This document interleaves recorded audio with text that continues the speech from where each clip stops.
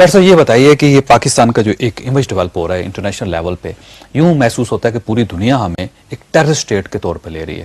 اس image میں کچھ ہماری بھی غلطی ہے یا پھر ہمیں جان بوجھ کے بدنام کیا جا رہا ہے؟ ظاہر ہے کہ کچھ ہماری بھی غلطی ہے اس واسطے کہ جو دہشت گردی کے واقعات ہوتے ہیں ان کے تانے بانے کسی طرح سے پاکستان سے آ کے جڑ جاتے ہیں. میں نہیں کہہ رہا ہوں کہ سارے واقعات، لیکن بہت سے واقعات دنیا میں اس طرح کے ہیں. مثال کے طور پر ابھی ممبئی کا واقعہ ہوا تھا اور گو کہ میڈیا نے شروع میں انکار کیا تھا کہ پاکستانی اس میں ملوث ہو ہی نہیں سکتے، لیکن پھر آخر یہ ثابت ہوا کہ سارے لوگ یہاں سے گئے تھے. پھر آپ یہ دیکھتے ہیں کہ ابھی جو واقعہ ہوا اس میں بھی ایک پاکستانی ملوث تھا، اگرچہ وہ پاکستان کا شہری پوری طرح سے شاید اب نہ ہو اس لیے کہ اس نے امریکن شہریت اختیار کر لی ہے، لیکن اس کی تربیت ساری پاکستان میں ہوئی تھی. اور پھر وہ کہتا ہے کہ میں وزیرستان آیا تھا مزید تربیت لینے کے واسطے. تو آپ جہاں بھی دیکھتے ہیں کہ دہشت گردی کے واقعات ہوتے کسی نہ کسی طرح پاکستان کا اس سے تعلق بن جاتا ہے. اور افسوس سے کہنا پڑتا ہے کہ ملک کے اندر ایک ایسا ماحول آج ہے جس میں دہشت گردی بڑھتی چلی گئی ہے، یہاں تک کہ ہماری اپنی زندگیاں خطرے میں ہیں.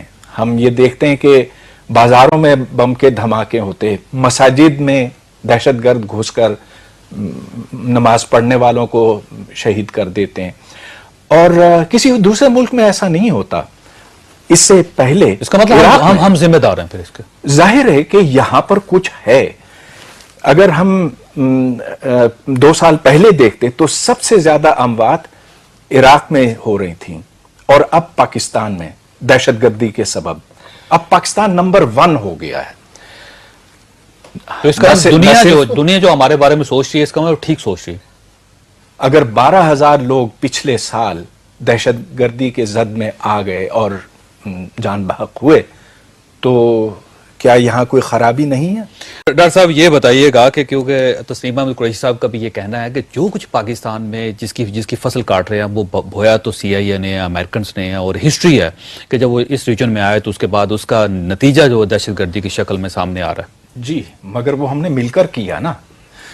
امریکنوں نے ہمیں پیسہ دیا، ہم نے ان کی جنگ لڑی. میں 79 کی بات کر رہا ہوں. اور پھر جب جنگ ختم ہو گئی، بجائے اس کے کہ ان مجاہدین کو ہم فارغ کر دیتے، ہماری فوج نے، ہماری ایجنسیوں نے ان کو استعمال کیا کشمیر میں اور پھر افغانستان میں. تو پھر قصور کس کا بنا؟ ہمارا بھی بنا نا. اس بات کو آپ مت بھولیں. لالچ پیسے کی ہماری حکومتیں کرتی ہیں، اس وقت بھی کی، اب تو نہیں کر رہی نا، ابھی بھی کی ہے لالچ پیسے کی. ڈاکٹر صاحب اب جس بھی طریقے سے امریکن ڈکٹیشن آپ لے پیسوں رہے سے زیادہ کی بات تھی. اس میں یہ امید تھی کہ کسی طرح سے ہم کشمیر فتح کر لیں گے، کسی طرح سے ہم اسٹریٹجک ڈیپتھ قائم کر لیں گے افغانستان میں. 9/11 کے بعد، نہیں 9/11 کی بات نہیں. اچھا یہ تو زیادہ ہے. جی نہیں، میں اس دیکھیے میں اچھا بے نظیر کے وقت کے زمانے کی بات کر رہا ہوں. بے نظیر کی پہلی حکومت، اس کی پہلی حکومت، جس وقت یہ خیال تھا کہ ہم کشمیر اس طرح سے آزاد کر لیں گے. لہٰذا ان تمام جہادی تنظیموں کو ہماری ایجنسیوں نے پالا، اور یہ وہی تنظیمیں ہیں جو آج ان کا گلا کاٹ رہی ہیں. اس کا مطلب آپ ذمہ دار جو ہے محترمہ بے نظیر بھٹو اور پاکستان پیپلز پارٹی کی حکومت ہی کو سمجھتے ہیں، اور نواز شریف بھی، اور پرویز مشرف بھی سمجھتے ہیں. جبکہ ڈاکٹر پرویز خود بھائی صاحب کا یہ کہنا تھا کہ صرف وہی ذمہ دار نہیں ہیں، جو جمہوری حکومتیں ہیں وہ بھی کسی نہ کسی حد تک ذمہ دار ہیں. ڈاکٹر صاحب کیسے ذمہ دار ہیں حکومتیں؟ دیکھیے تاریخ سے تو آپ بھی واقف ہیں، میں بھی ہوں. سن 87 میں جب الیکشن ہوئے تھے مقبوضہ کشمیر میں تو وہ جعلی الیکشن تھے، اور اس کی وجہ سے لوگوں میں بڑا غصہ پیدا ہوا کشمیریوں میں، اور اس کے بعد حالات وہاں بگڑتے گئے. پھر کچھ کشمیری پاکستان آ گئے. ہماری انٹیلیجنس ایجنسیوں نے یہ سوچا کہ اب ہم ان کو استعمال کر سکتے ہیں انڈیا میں سوئیاں چبونے کے واسطے، کہ کسی طرح سے انڈیا کو اتنا نقصان پہنچایا جائے کہ وہ وہاں سے بھاگ جائے اور اس طرح سے کشمیر آزاد ہو جائے. کشمیر کے لیے لڑنا تو چاہیے. جی کشمیر کے لیے لڑنا چاہیے، لیکن کیا یہ طریقہ ہے لڑنے کا؟ یہ ایک الگ سوال ہے. تو آپ کو اچھی طرح سے یاد ہے، ہم آپارا میں اس وقت، کہ یہاں ہر دکان میں چندے کے لیے ڈبے رکھے ہوتے تھے. یہ لشکر طیبہ کے لیے، یہ حزب المجاہدین کے لیے، یہ جیش محمد کے لیے. تو یہ ساری تنظیمیں وہ تھیں جن کو सरकार की पुष्टपनाही हासिल थी। किस और- सरकार के? जी, किस सरकार के? उस वक्त यानी कि 88 के बाद 89 ये बेनजीर की हुकूमत थी, उसके बाद नवाज शरीफ, फिर बेनजीर, फिर और ये सिलसिला चलता चला नहीं, गया। आप समझते हैं कि फिर जिम्मेदार परवेज- जमहूरी हुकूमतें हैं और परवेज मुशर्रफ भी, और परवेज मुशर्रफ है। लिहाजा ये सिलसिला तो चलता चला गया। 2001 में हमें पलटा खाना पड़ा, हमें ये कहना पड़ा कि हम तालिबान के साथ नहीं हैं, कि हम मुजाहिदीन के साथ और तालिबान के साथ अपने ताल्लुकात मुनक़ता कर रहे हैं। कहने को तो ये बात थी, मगर ये सिलसिला फिर भी आगे चलता चला गया। फिर 2004 में वजीरिस्तान में पाकिस्तान की फौज के ऊपर हमले होते चले गए। फिर हमने वहां पर जाकर माहदे किए, शकाई का माहदा किया, फिर मीरम शाह का माहदा किया उसके 2 साल बाद, और फिर चलते चलते हम स्वात तक पहुंचे, वहां भी माहदा कर दिया, निजाम अदल को भी हमने तस्लीम कर दिया।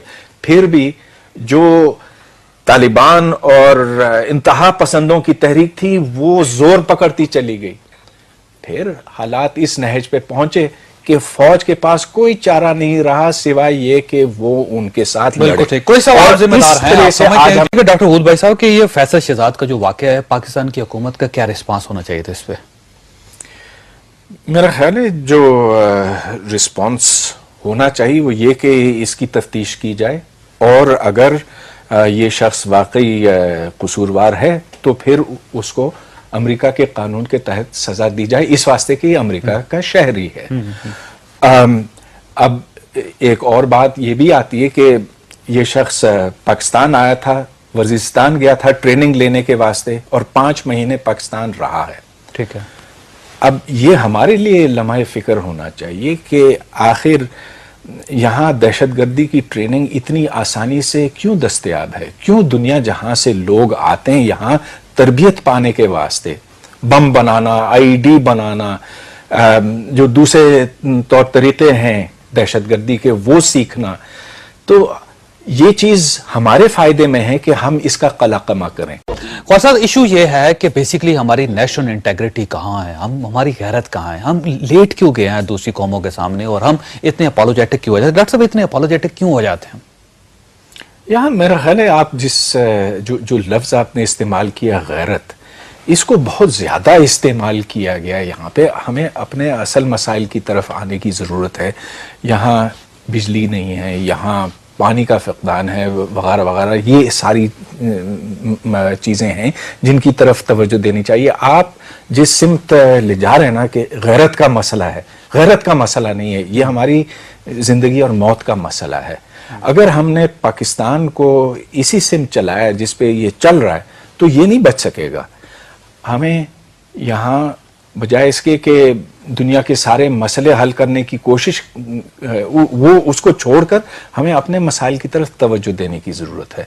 अब आप ये देखें कि गुज़िश्ता सालों में ये दहशतगर्दी इसलिए फैली है कि हमने इन जिहादी ग्रुपों को पाला था हमारे खारजा पॉलिसी पर अमल कराने के वास्ते।